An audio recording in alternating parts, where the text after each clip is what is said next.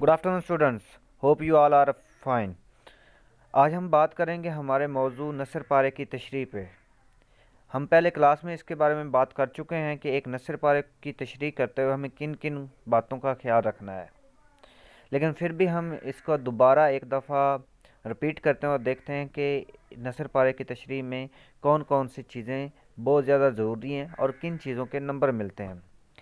तो सबसे पहले हमने ये देखना है कि ये जो हमें पैराग्राफ दिया गया है ये किस सबक से दिया गया है। उसकी पहचान कब होगी? जब हमने उस सबक को अच्छी तरह पढ़ा होगा। दूसरी बात, हमने ये देखना है कि अगर आया ये इस सबक से है तो फिर इस सबक के मुसन्निफ़ का क्या नाम है। एक पैराग्राफ की तशरीह करते हुए हमें जो नंबरों की डिवीज़न है, हाफ नंबर उस सबक के उस सबक के उन्वान का नाम लिखने का है और हाफ नंबर ही हमारे पास उसके मुसन्निफ़ का नाम लिखने का है। तो एक बात जहन में रखनी है बेटा कि सबक का नाम नहीं होता, सबक का नाम नहीं होता, सबक का उन्वान होता है। नाम अगर आप लिखते हैं तो वो नाम क्या है? गलत है। फिर नाम क्या है? फिर गलत है। आपने उन्वान लिखना है। उसके बाद बेटा मुसन्निफ़ का नाम लिखना है। अगर तो आप नसर पारे की तशरीह कर रहे हैं तो कभी भी आपने शायर का नाम लफ्ज़ नहीं इस्तेमाल करना, बल्कि क्या लफ्ज़ इस्तेमाल करना है? मुसन्निफ़ का नाम। उसके बाद बेटा हमारे पास जो पैराग्राफ होता है उसमें 4 अल्फाज को अंडरलाइन किया होता है, कुशीदा किया होता है। हमने उन्हें चारों अल्फाज के मानी लिखने हैं और हर लफ्ज़ के मानी लिखने का हमारे पास हाफ नंबर है। कितना है बेटा? Half number. यानी कि अगर हम 2 अल्फाज के ठीक मानी लिखते हैं तो हमें कितने नंबर मिलेंगे? 1 नंबर मिलेगा। इस तरह क्योंकि हमारे पास अल्फाज कितने हैं? 4 हैं, तो 4 अल्फाज के सही मानी लिखने के हमें 2 नंबर मिलेंगे।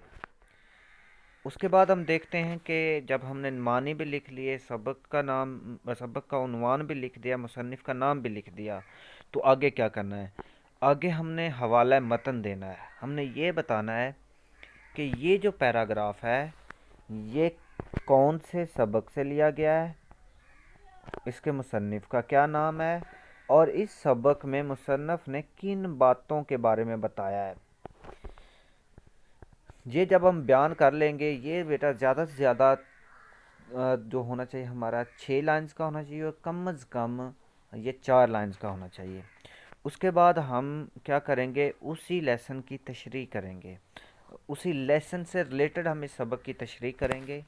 सबक की तशरीह करते हुए हम क्या करेंगे कि उस पैराग्राफ के अंदर जो जो चीज़ें हमें दी गई हैं उन चीज़ों को हमने एक्सप्लेन करना है, बयान मतलब उनके मुकम्मल तशरीह करनी है, उनको वाज़िया करके बताना है। जैसे मैंने एक ये ट्यूटोरियल वीडियो बनाते हुए मैंने ये पूरी तशरीह तो नहीं लिखी, लेकिन मैंने एक तरीक़ाकार आप लोगों को बता दिया है कि तशरीह लिखते वक्त आपने इन इन चीज़ों का ख्याल रखना है। फिर मैं अपनी बात को दोहरा रहा हूँ बेटा कि हमारे सबक का उन्वान और मुसन्निफ़ का नाम लिखने का 1 नंबर है, 4 कुशीदा अल्फाज जो हैं उनके मानी लिखने के 2 नंबर हैं। और इसी तरह बेटा हमारे पास जब हम बात करते हैं हवाला मतन की और तशरीह की, इन दोनों को आपस में मिला के हमारे पास 2 नंबर हैं, तो टोटल हमारे पास 5 नंबर होंगे इसके। तो हमारे पास कितने पैराग्राफ आएंगे? हमें 2 पैराग्राफ पेपर में आएंगे और वो हमें दोनों ही करने होंगे, जो कि कितने नंबर के आएंगे? 10 नंबर के आएंगे।